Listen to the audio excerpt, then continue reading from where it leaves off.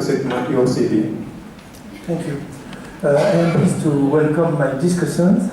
Could you introduce yourself? Sure. My name is Tanya Horsley.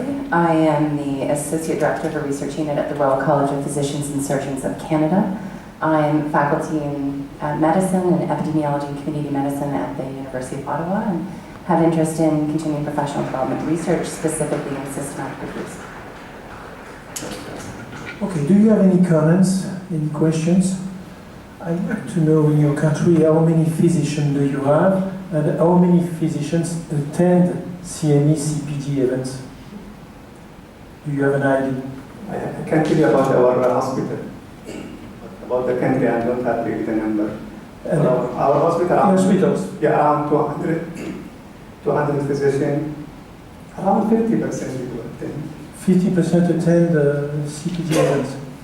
They attend the weekly CME, we call it weekly CME lecture. And that's mandatory? Not really. Not really.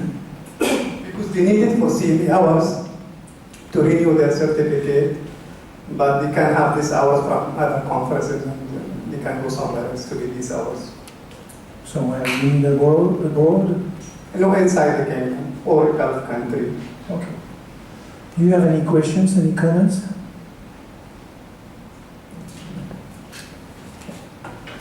So I absolutely love your presentation style. I love the injection of humor in children's photos. I can appreciate both of those. So some of this data I think was very interesting, but in some ways maybe not totally surprising, particularly in terms of the barriers. After having gone through this extensive research, tell us what the most surprising finding to you was out of the data that you've shown us or that we maybe haven't seen yet.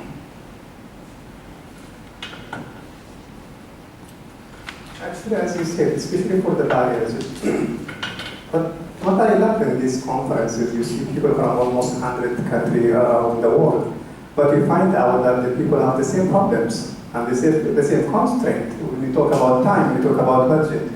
So I cannot find anything very particular or very peculiar in those obstacles, well known. And then we talk to the administrator, and then they will say, yeah, we will support in the next year.